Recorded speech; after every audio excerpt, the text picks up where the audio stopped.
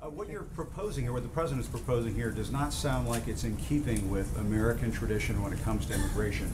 The Statue of Liberty says, "Give me your tired, your poor, your huddled masses, yearning to breathe free." Doesn't say anything about speaking English or being able to be a computer programmer. Aren't you trying to change what it means to be an immigrant coming into this country? If you're telling them you have to speak English, can't people learn how to speak English when they get here? Well, first of all, right now, it's a requirement that to be naturalized, you have to speak English. So the notion that speaking English wouldn't be a part of our immigration systems would be actually very ahistorical. Secondly, I don't want to get off into a whole thing about history here, but the Statue of Liberty is a symbol of liberty enlightening the world. It's a symbol of American liberty lighting the world. The poem that you're referring to that was added later is not actually part of the original Statue of Liberty, but more fundamentally, the history, but more fundamentally, you're saying that history, that does not represent. I'm saying that what the saying that country the has always notion. thought of I'm as saying the notion that the coming into this I'm saying the country. notion. I'm sorry. No, that sounds Jim, like let me ask you a question. That sounds like some National Park revisionism. No, The what I'm asking you is, Statue of Liberty Jim, has always Jim, been let me a ask you a beacon of question. hope to the world, Jim, for people to send Jim, do you their believe, people to this country, Jim, and they're not always going to speak Jim, English, Stephen. Jim, they're not do you always believe, going to be highly skilled. They're not always Jim, going to be somebody Jim, I appreciate your speech. Jim, I appreciate your speech. So let's talk about this. It was a modest Jim, let's talk about this. In 1970, when we let in 300,000 people a year, was that violating or not violating the Statue of Liberty law of the land? In the 1990s, when it was 500,000 a year, was it violating or not violating the Statue of Liberty law of the land? Was it violating? When it was 700,000 a year. No, tell me what years.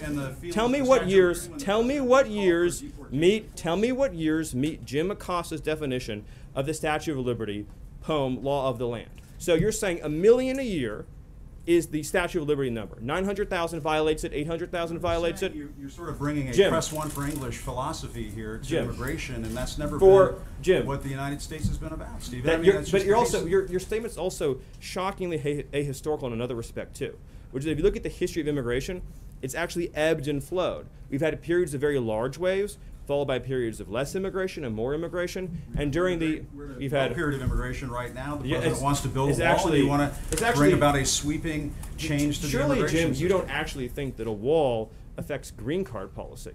You couldn't possibly believe that, do you? Actually, the notion that you actually think immigration is at a historic law, the foreign-born population in the United States today, Jim, talking about how border crossings. Do you really? I want to be serious, Jim. Do you really at CNN not know the difference between green card policy and illegal immigration? Sir, Are you really don't know that? Cuban immigrant. He came to this country in 1962, right before the Cuban Missile Crisis, and obtained a green card. Yes, people who immigrate to this country can eventually. People who immigrate to this country not through Ellis Island, as a factual question, in other ways, do obtain a green card at some point. They do it through a lot of hard work, and yes, they may learn English as a second language later on in life. But this whole notion of, well, they could learn, they have to learn English before they get to the United States. Are we just going to bring in people from Great Britain and Australia? Jim, actually, I have to honestly say, I am shocked at your statement that you think that only people from Great Britain and Australia would know English. It reveals your cosmopolitan bias to a shocking degree that in your mind, no, this is an amazing moment. This is an amazing moment that you think only people from Great Britain or Australia would speak English is so insulting to millions of hardworking immigrants who do speak English from all over the world. Jim, have you honestly never met an immigrant from another country who speaks English outside of Great Britain and Australia? Is that your personal experience? Of course there are people who come But that's not what you said, and it shows your cosmopolitan bias. And I just want to say, it sounds like you're trying to engineer the racial and ethnic flow of people into this country. Jim, that is one of the most outrageous, insulting, ignorant, and foolish things you've ever said, and for you that's still a really... The notion that you think that this is a racist bill is so wrong and so insulting. Jim, the reality is that the foreign-born population into our country has quadrupled since 1970. That's a fact. It's been mostly driven by green card policy. Now, this bill allows for immediate nuclear family members to come into the country, much as they would today, and then it adds an additional points-based system. The people who've been hurt the most, the people who've been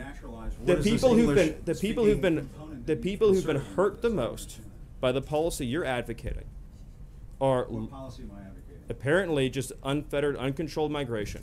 The people who've been hurt the most by the policy. The people who've been hurt the most by the policy that you're. The people who've been hurt the most by the policy you're advocating are immigrant workers and minority workers and African American workers and Hispanic workers. Targeting And it the has African no. American community. Now you brought it up again. You said you wanted to have a conversation and not target. Is it going to be a target? This is now? what we want to You do. keep using the African American community. Are you going to target? I'm not trying to be funny, but Right, you and keep I know what saying you're this. saying. What you're saying is 100% correct. Thank you. We want to help unemployed African Americans in this country and unemployed workers of all backgrounds get jobs. And insinuations like Jim made, trying to ascribe nefarious motives to a compassion immigration measure designed to help newcomers and current arrivals alike, is wrong. And this is a positive, optimistic proposal that says 10 years, 20 years, 30 years from now, 10 years, 20 years, 30 years from now, we want to have an immigration system that takes care of the people who are coming here and the people who are already living here by having standards, by having a real clear requirement that you be able to support yourself financially, by making sure that employers can pay a living wage. That's the right policy for our country, and it's the president's commitment to taking care of American workers. I apologize, Jim, if things got heated, but you did make some pretty rough insinuations. So thank you, thank you, thank you, and I'll hand it over to Sarah. We will make America great again.